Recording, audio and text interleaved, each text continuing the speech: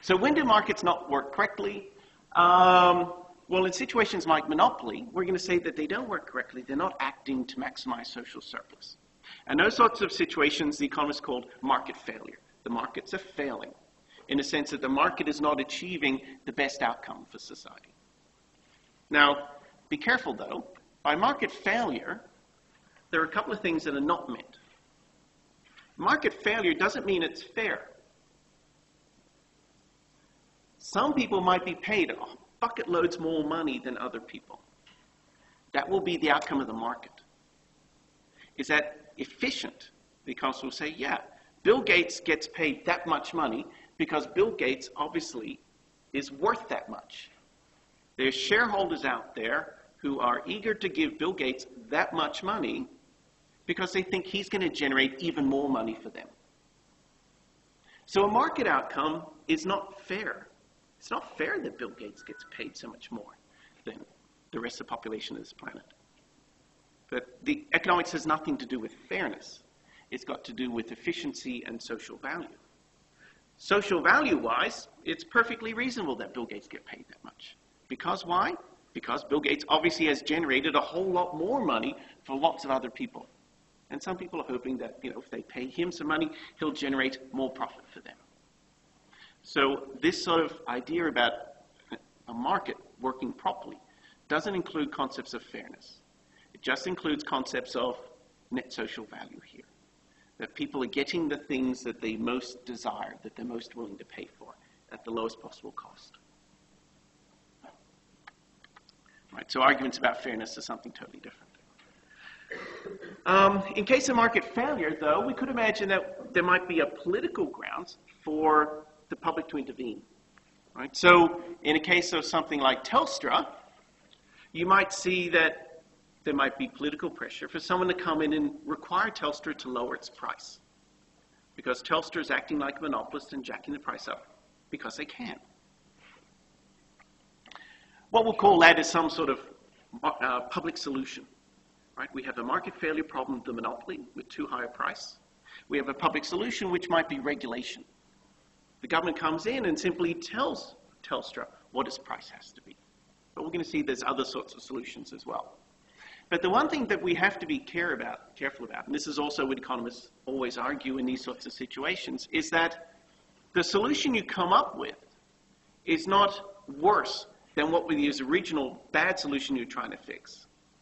And often you'll see in a lot of stories in economics, the government intervention, the solution that was proposed winded up being worse than the actual problem in the first place. Or winded up creating additional problems of its own. And we'll talk about that at the very end. So you've got to be careful, one, that there's a market failure, that the markets aren't working correctly. Two, that you use the right sort of intervention to try to fix that market failure. And three, that the outcome of the intervention is actually better than the failed market in the first place. So all those three things, in a sense, have to be true for this to be a right sort of intervention. Okay. So reason number one why markets might not work properly. Well, externalities is one. So an externality is an outcome in a market where the buyers and sellers come to some sort of choice, right? There's a market equilibrium with market quantity and market price. But then somehow, because of the way that good is, or the market is, that particular choice winds up hurting or helping other people unrelated to this market. So the example I'm using is, so let's say I decide that I'm spending too much money having my lawn mowed. Right, I get a gardener come in once a month, mow my lawn, and let's just say I decide, bugger that, I'll let my grass grow a bit longer, I don't really care, I'll save some money, and I'll have the guy come around once every 2 months, maybe once a year. So what happens? Well, I save some money, right? But I lose the value of having a good garden. It becomes sort of a mediocre garden.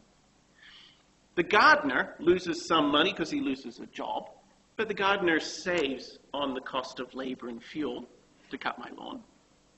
Is anyone else affected by my choice, and how? Well, you could think, well, what about your neighbors? So you've got neighbors, and you've decided not to mow your lawn. So what happens? You know, grass does what it does, and it grows bigger and bigger and bigger and wilder and wilder and wilder. You know, eventually there's lots of wild rodents running through there and all sorts of things. Patterson's curse, who knows, right? My lawn is let go completely to seed. How else might people be affected? Well, weeds might come over from my yard and blow into their yard and grow in their nice grass. They could be affected because people who drive down the street look at my house and think, Jesus Christ. They drive back to the next house and they bid $5,000 lower on this property because, you know, the property next door, it looks like a disaster.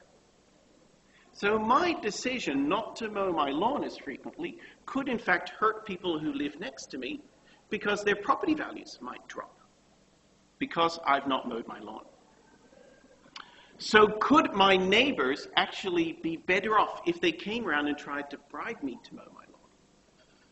Think all those people all up and down the street, every single one of them, their property prices have all dropped by $5,000 because I'm not mowing my lawn.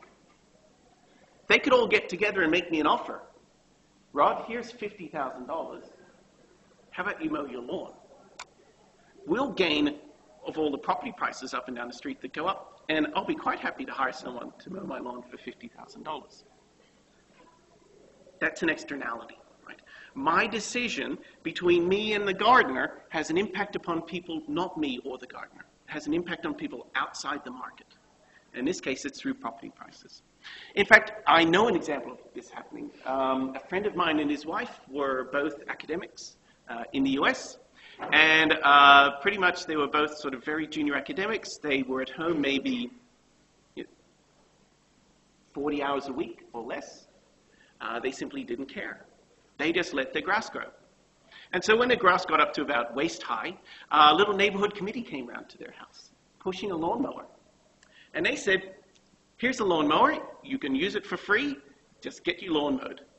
Right? So again, this was the neighborhood getting together to make sure that my friends mowed their lawn because they cared about my friends? No, because they cared about their property prices. And the fact that this house was sitting there with waist-high grass was impacting their property prices. So the rest of the neighborhood asked them quite nicely to fix their lawn and offered to help do it too.